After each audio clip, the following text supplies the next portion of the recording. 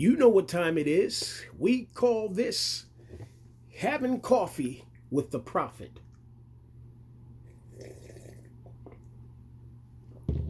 I want to deal with a question today that I get every once in a while. Prophet, why do you do what you do? And a lot of times when they say that, they mean, the ministry of a prophet or, the spiritual gifts, interpreting dreams and things from that aspect. Well, let me just share with you why I do what I do. Now, here's a letter from some time back during a time when I was pastoring. Well, let me just go into this letter here.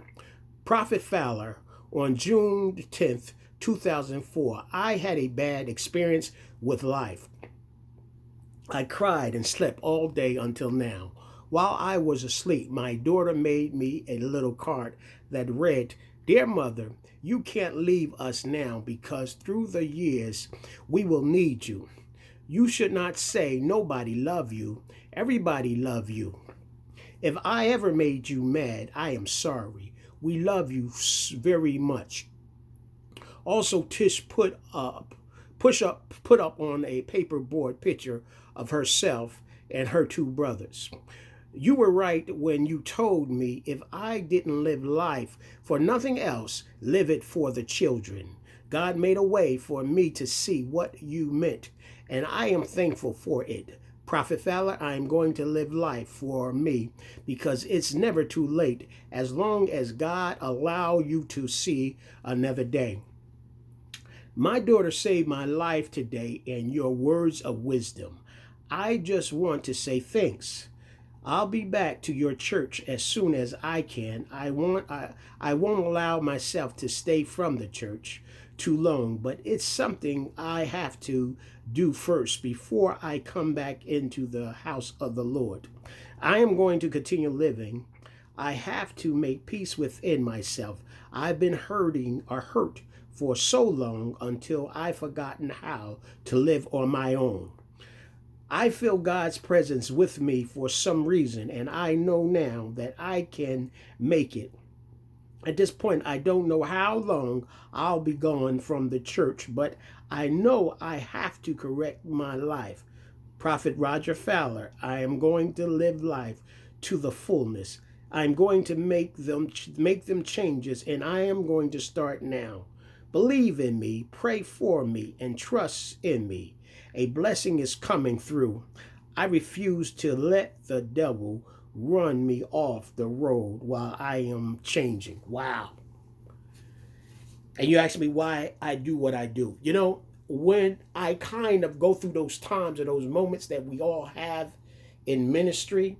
In fact, this letter, I kept promising myself that I was going to, and it's probably been about 16 years, I promised myself that I was going to frame it and put it up, but I keep it in a folder in my briefcase. And I pull it out every once in a while to remind myself why I do what I do. Now, let me just take a few moments to explain what's going on there. This young lady, she would come and visit the church from time to time. I didn't know who she was, but she was dealing that day, she was contemplating suicide, taking her life. So I began to prophesy in her life, but really what happens, the word of wisdom and the word of knowledge kicked in, where it started dealing, word of knowledge deal with the past to the present, where the wisdom still with futuristic things. So I seen that spirit of suicide that was on her, and I started ministering to her and in her life and sharing with her the importance to be there for her children. Now, you got to think about this. This person leaving that service, I can see, and Lord revealed it to me in the spirit realm. That night, she was going to commit suicide, and she's going to leave. I think she had 3 or 4 children at that particular time.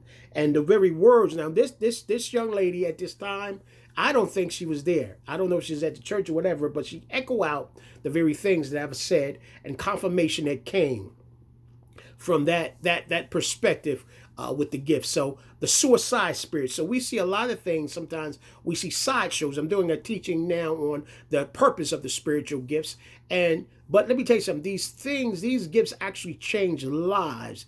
It changed people's lives. And we've got to see it and begin to understand. I remember the first time I really interpret somebody's dream, just the gaps of interpreting that dream where they've been dealing with this thing for years.